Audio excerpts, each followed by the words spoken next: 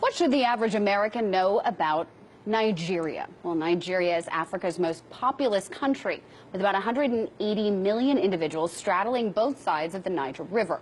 The country is nearly equally divided in terms of religion, with about 60% of the nation identifying as Christian and the other 40% as Muslim. Nigeria also has some of Africa's largest oil deposits, with about 20 billion of the 66 billion barrels of proven oil reserves in all of Africa, along with 3 trillion cubic meters of natural gas. And unsurprisingly, Nigeria suffers from some of the worst poverty in the entire world. But why does a country with so much going for it in terms of natural resources have such terrible poverty and a life expectancy of just 53 years of age? Well, the answer might lie in exactly who controls Nigeria's oil reserves. International companies like Chevron and Shell. International companies have been exploiting Nigeria for decades with little to no kickback to Nigerians, excepting, of course, the powerful and corrupt elites who run the country and who keep the oil and contracts flowing. But recently, vigilante groups in Nigeria, like the Niger Delta Avengers, have been striking back against oil companies and their installations in the south of Nigeria. Well, to discuss the nitty-gritty of this situation in Nigeria, we're joined by RT correspondent Caleb Maupin. Welcome, Caleb. Always a pleasure to have you on, Caleb. Thanks. Thank you. Interesting reporting that you've done here and looking into this. Now, for our viewers, let's just start things off and describe to me what the conditions are like in Nigeria and in and around the Niger Delta. Just, I think it's important we get that context as we kind of look at what they're facing, and why they're doing what they're doing now.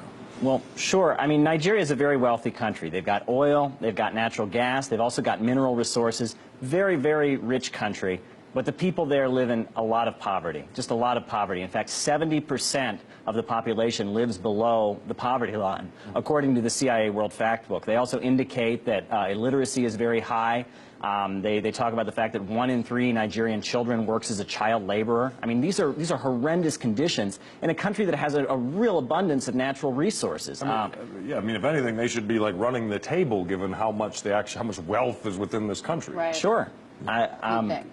Yes, I mean, now the government of Nigeria is very much seen as kind of a puppet of these oil companies. The current president, Buhari, he was actually the military dictator of Nigeria between 1983 and 1985. Now, he took power after the last election, just completely embraced by the United States, despite that there's a long record of human rights violations, people being jailed for speaking out and criticizing the government. So we know that these corporations are behind behind a lot of this suffering, a lot of this poverty in Nigeria. But what specifically is the relationship between the oil companies and this poverty? Well, now, the Niger Delta region, now that's the region where the oil is extracted from. That's about 70% of Nigeria's national income comes from this Niger Delta region. These are the poorest people in the country. They live in fear not only of the police and the military, which have a reputation for corruption, but also for Shell Oil's private army. Shell Oil has 1,200 soldiers of their own, a private security force that acts like an army, and this population lives in terror. And there's just a lot of pollution. I mean, there are oil spills and oil fires almost every day in the Niger Delta region. People are breathing in air that is polluted by these oil fires. We've seen there are pictures that have surfaced of children playing on beaches that are black with crude oil from oil spills. I mean, the conditions there are just horrendous. Let me ask you, is there a connection between, I mean, it's a silly question, honestly. Is there a connection between a life expectancy of 53 years of age and what's going on with these oil companies? Absolutely, and the international community has repeatedly called on Shell Oil to stop their practices and get their environmental practices in order, stop having oil spills so frequently, but many people say things are not getting better in the Niger Delta region, and conditions are only getting worse, unfortunately. Which is what's leading to, you wrote about these groups called, I mean, one, the name, the Niger Delta Avengers, who've been mounting these attacks against the oil company that, what have these attacks looked like, and what have the results been? What kind of action have they've been committing there? Well, essentially, they've been going out and blowing up oil pipelines. As of now, there are 23 oil pipelines that are not functioning because they've been blown up. And in June, there's been an average of about 1 bombing every day of these oil pipelines.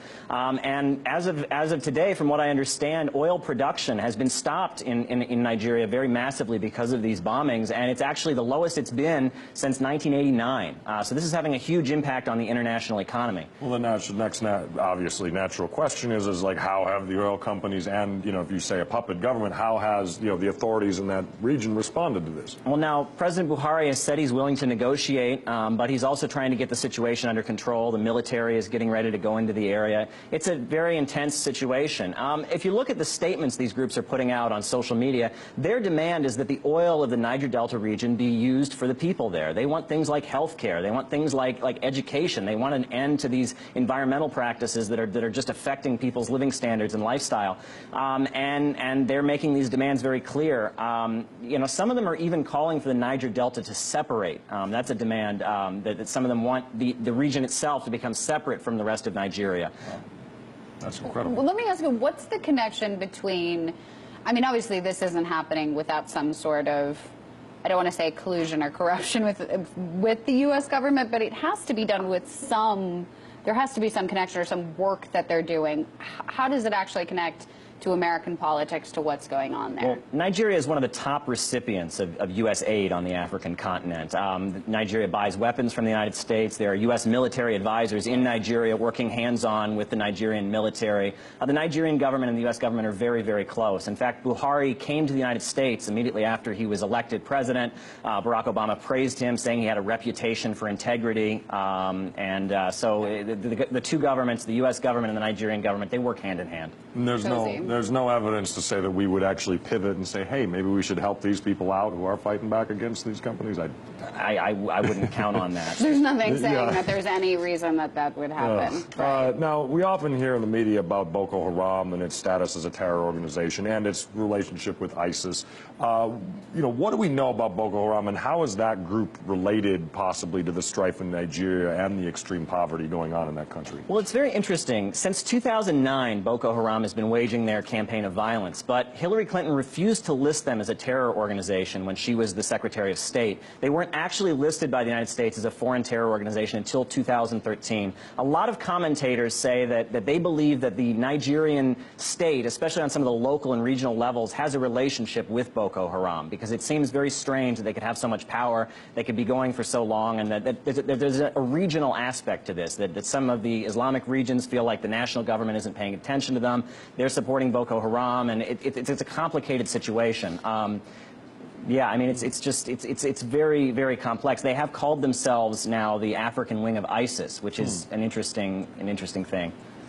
Well, I wonder, we hear a lot about the violence. We hear a lot about movements that are active military-type movements against these oil companies. Are there peaceful movements in Nigeria that oppose the violence, but also oppose the sort of Western intervention and the oil companies? Are there peaceful movements? Now, there's a cleric named Sheikh Ibrahim al-Zakzaki, and he was leading the Islamic movement in Nigeria. This was a group that was protesting against corruption and also trying to have dialogue between Christians and Muslims in Nigeria and bridge the gap. Now, in December, the city that he's based in, Zaria, the neighborhood he works out of, was raided by the Nigerian military. At least 300 people were killed. These are unarmed people were killed. And Sheikh Ibrahim al-Zakzaki, he actually remains in military detention. The Nigerian military is holding him without any criminal charges, refuses to release him. And you can go back even further. In the 1990s, there was a case of a filmmaker, Ken Saro-Wiwa. Now, this is an award-winning filmmaker, got all kinds of awards from the United Nations for his environmental work, criticizing Shell Oil and other corporations. He was arrested. Within 8 hours of being arrested by the Nigerian military, he was tried by a military tribunal, and he was hanged. And actually, family members proved in federal court in the United States that Shell Oil had corrupted the legal system in Nigeria to make sure that this opponent of them, this environmental activist, was killed. I mean, there's just all kinds of corruption. And I think part of the reason we're seeing this rise in violence from the Niger Delta region is people are saying we've tried to be peaceful. We've tried peaceful organizing, and look what happens. We get smashed. Wow, that's interesting. Now, final question, probably got maybe about a minute left, but what impact can we as Westerners have on the situation in Nigeria and other countries in similar situations? Like, what can people do in your research that you found? Well, I mean, one thing that must be pointed out is that Nigeria is now the top oil exporter in Africa because Libya was destroyed. Libya used to be the top oil exporting country. And the reason that Libya was destroyed was allegedly because of concerns about human rights, the NATO bombing campaign. name, but Libya had a state-owned oil company, an oil company that wasn't controlled by Western corporations. And as a result, they had not the lowest, but the highest life expectancy on the African continent. They had guaranteed health care and housing for the population, paid for with the proceeds of a government-controlled and locally controlled oil company that they used for their domestic economy.